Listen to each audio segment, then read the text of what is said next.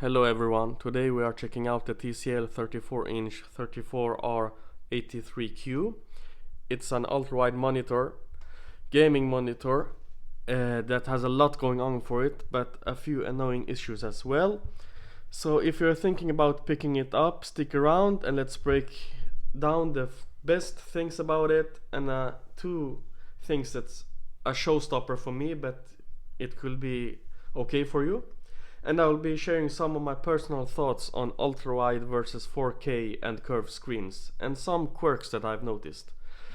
Let's get into it.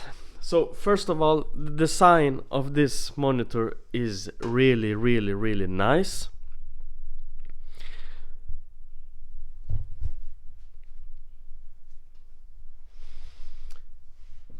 TCL has done a great job with the design, slim bezels, a sleek stand and an overall premium feel. If you're setting up a clean and modern workspace, this monitor is a fit. And you can even customize the backlight. There are a few different setups and the static red or blue light as well. And I really like the text inspire greatness if you like it. And this is the mini LED premium. Also it has this monitor or that you can put your headphones on. I don't think this is anything to have because it will be like blocking your monitor like this, but still it's nice that they're thinking about it.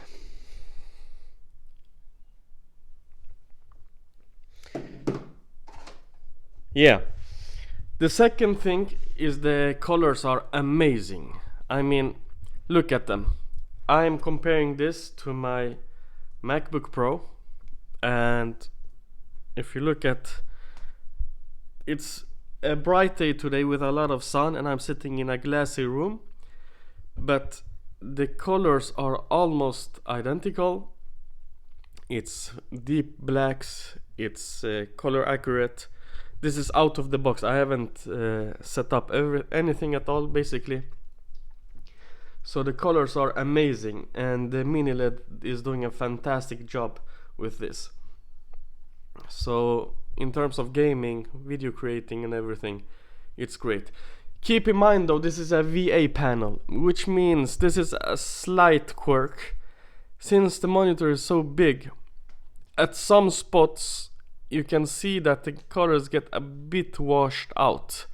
So if you're sitting in the immediate center and you go a bit to the right or a bit to the left or leaning to the left or the right, you could feel that the colors are getting a bit washed out. I didn't find it like a real problem. It was just something that I noticed, being it since it's a VA panel. The third point is the true HDR support, and the brightness is insane. I mean, you have, I think, peak 1600 nits and around 900 nits for normal HDR content. It's really like bright. So in this room here that we are in right now, where it's a lot of reflections, it's a lot of sun, you are still seeing everything. So for example, this is a YouTube,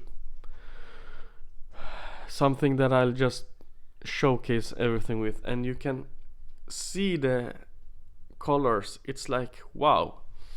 You can see the text, you can do anything you want with it. So in terms of HDR, in terms of colors and everything, this is really nice.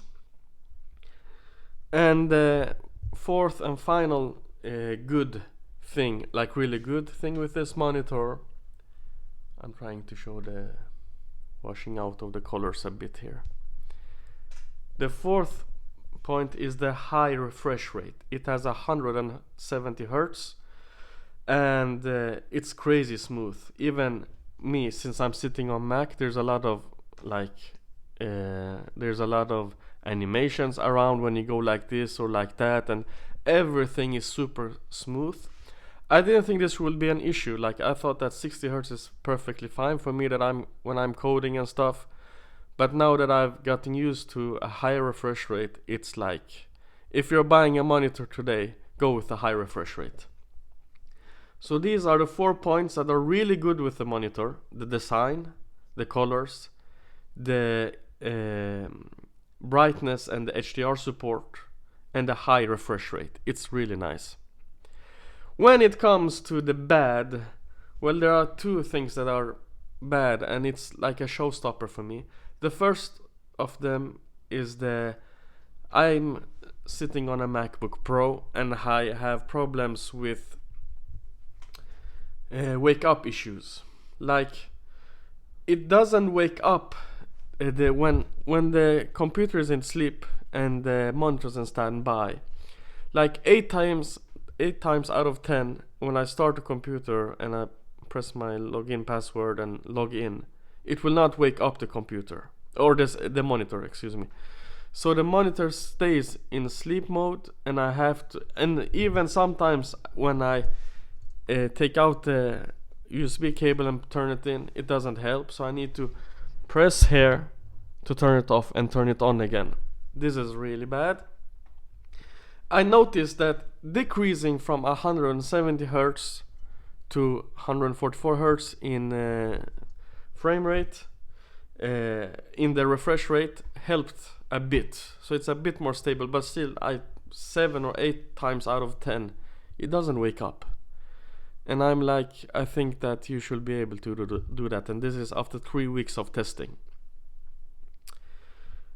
The second issue is that I have an external hard drive that I always connect, and it has 2 USB 3 ports. But when the monitor goes to sleep, it will cut the power to these, so the computer will lose connection to the external drive, meaning that I cannot access my files when the computer is sleeping. And this is also really irritating. Like, I need to use it as an external drive, USB hub as well, and it's not capable of that. The Dell is that I've tested, the Ultra Sharp. This one is not, so it means that either I need to have an USB hub, an external USB hub, which I do not want. So these 2 points make, for me, it's like a showstopper. I will not be keeping this monitor, even though I like the colors, the design, the thin bezel, everything is done good by TCL.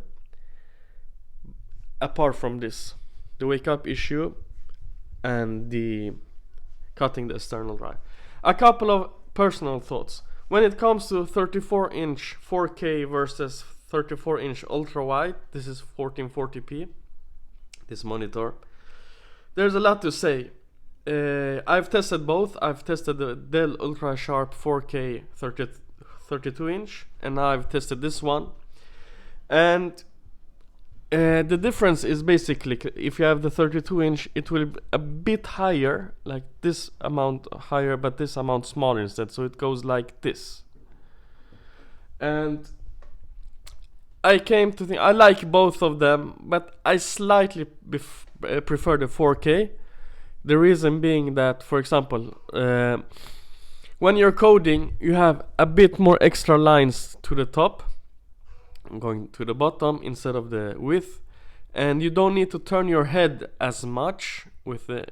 You can see the entire screen in one go. This is slightly, it's like 34-inch is the sweet spot. I won't go bigger than this, to be honest. But it's just a minor issue. And well, if you watch a lot of YouTube and stuff, then you'll have this when you're watching full screen or something.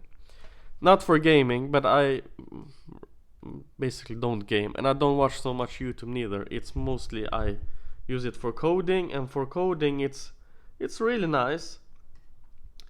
But yeah, you have this issue that, so this is for the coding, so you have good width, you have really good text, the font and everything is crystal clear, and I think 1440p is just fine. Yep. The second thing is, well, the monitor has sound, but the sound is like, it sucks. It's like inside a can or something when you're hearing it. So there is sound, but don't expect anything from it. Another issue, or not an issue, it's like something that I've noticed. Since I have a really bright room here and the monitor is curved, which you need, and it's a slight curve, but you need a curved monitor for this kind of size.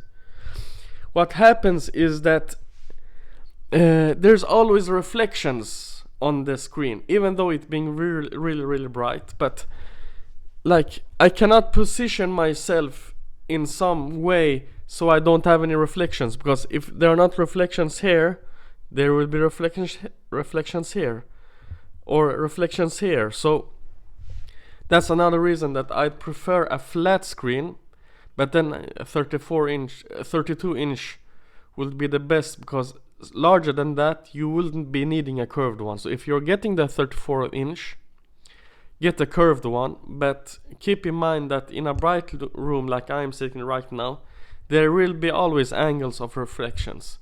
Now for this monitor it was okay because it's so bright, but still keep in mind there will be some reflections which you might not think of. So, should you buy the TCL or not? Well, if you're looking for a great looking monitor with fantastic colors, with true HDR and a high refresh rate, this is a solid choice. But if you need it as an USB hub and a solid USB connection and like you want it to work all the time without getting frustrating wake up issues, then well, this monitor fails on that part.